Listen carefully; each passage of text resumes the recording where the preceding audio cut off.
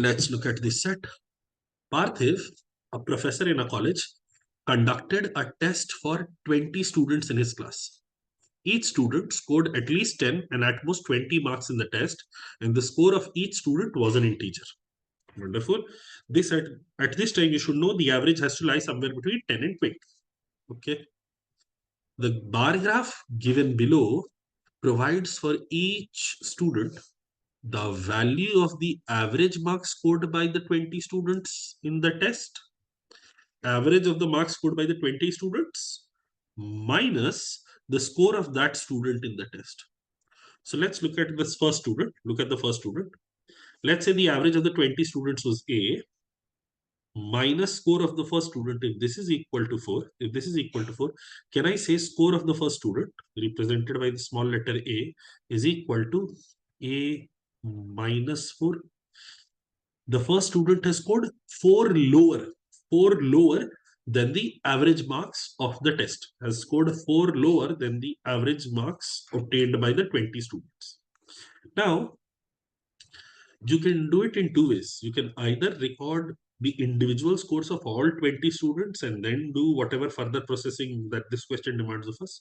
Or you can see, given that individual students, if you look at the questions, which are the following can be the number of students who scored exactly 30 marks in the test, how many students definitely scored at least 16 marks in the test, the number of students who scored exactly 15 marks is 2 less than the number of students who scored exactly 12 marks, what is the average marks of the students in the test, so on and so forth. If you look at these questions, they're not asking about any individual student. They're asking about groups of students, or a particular mark is the identifying criteria. So instead of worrying about what every individual student did, what you can do is simply record let's say this person and this person and this person are identical in the fact that they have scored A minus 4 marks. Or there are 3 people who have obtained A minus 4 marks. The next in line should be this person and this person and this person. So there are 3 people who have scored A minus 3 marks. Then you have A minus 2. Again, 3 people. And you have 1 person who has scored A minus 1. 1 person here. Okay, nobody has scored exactly A marks. Nobody has scored exactly A marks. Then you have A plus 1. A plus 1, you have 2 people. A plus 2. This is gone, this is gone. A plus 2, you have 2 people again. A plus 3. 1, 2. This is it. 2 people again. And A plus 4. You will have 4 people. Yes, 4 people. You can list it out this way. You can list it out as a group. Now, pay attention. Given that every candidate scored at least 10 and at most 20 marks, can I say whoever has scored A minus 4, this person's score has to be greater than equal to 10, or A, the average of the kids has to be greater than equal to 14. Similarly, the highest score available here, A plus 4, has to be less than equal to 20. So A plus 4 has to be less than equal to 20, or A has to be less than equal to 16, which means the possible averages that the class can have are 14 or 15 or 16, or 14 or 15 or 16. So this knowledge is also there with us. The average can only be this much. Let's go ahead and see where this leads us to. Which of the following can be the number of students who scored exactly 13 marks in the test? Okay. Which of the following can be the total number of students who scored 13 marks in the test? So I'm saying if the average was 14, then the number of students who are scoring 13 would be 1. But 1 is not present in the options. If the average of the class was 15, number of students who scored 30 marks will be 3, and that is present in the options. If the average of the class was 16, number of students who scored 13 marks will again be 3, that is present in the options. And therefore, option B, 3 will be the answer. When the average is 15 or 16, then the number of students who scored exactly 30 marks in the test will be 3. Okay. How many students definitely scored at least 16 marks in the test?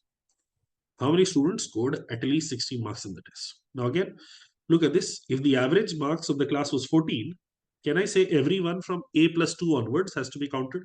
So 2 plus 2 plus 4, 8 people would have scored 16 marks. If the average of the class was 15, then how many? 2 plus 2 plus 2 plus 4, 10 people. If the average of the class was 16, again, bunch of 10 people. So even if you take the worst case, when the average of the class is 14, how many students definitely scored at least 16 marks in the test? You can be more than certain, at least 8 people scored 16 or higher in the test. Next question. If the number of students who scored exactly 15 marks is 2 less than the number of students who scored exactly 12 marks. So people who scored 15 marks, if it is x, people who scored 12 marks have to be x plus 2. X plus 2. What is the average marks of the students in the test? Let's say the average of the class was 14. If the average of the class was 14, people who scored 15 marks will be these A plus 1 people. So there will be 2 of them. And people who scored 12 marks will be A minus 2. There will be 3 people. This is not meeting the criteria. I need people who scored exactly 15 marks is 2 less than the number of students who scored exactly 12 marks. So this doesn't work. How about this? If the average of the class was 15, how many students scored 15 marks? 0. There is nobody precisely at A. How many people scored 12? A minus 3 is 3. So 3 minus 0. This is not fulfilling the criteria. This is a problem. Let's look at 16. If 16 is worked out here, if 16 is the average of the class here, the number of people who have scored 15 marks will be 1. And the people who have scored 12 marks will be A minus 4, 3. And yes, the difference here is indeed 2. So when this asks me what is the average marks of the students in the test, the answer to this question will be option A, 16. Okay. Let's look at the last question in the set. If the number of students who scored at least 14 marks was 1 less than the number of students who scored at most 16 marks, what is the average of the students in the test? So I'm working it out this way. Let's say the average was 14. So at least 14, at least 14 will be 10, and at most 16. At most 16 will be everyone apart from the last two groupings, A plus 3 and A plus 4 have to be excluded, everyone apart from that. So 6 people will be excluded. 14. These are the two numbers. 14 minus 10. What we needed, the number of students who scored at least 14 marks was 1 less than the number of students who scored at most 16 marks. This doesn't fulfill it. Average 14 wouldn't work. How about if the average was 15? People who scored at least 15 will be this grouping now, 11. At least 14 would be 11 people. And at most 16 would be everyone up until this spot. So I have 3, 3, 3, 1 and 2. So 12 people. And at this time, it seems like, yes, this should be the answer. But no, don't do this. Don't do this. There is an option, data inconsistent, which is another proxy for cannot be determined also. So ideally, you should also go ahead and check if the average was 16. If the average was 16, people who have scored at least 14 marks, at least 14 marks will be these. At least 14 will be how many? 3, everyone apart from the top 6. So 14 people here. And at most 16 will be everyone up until this spot.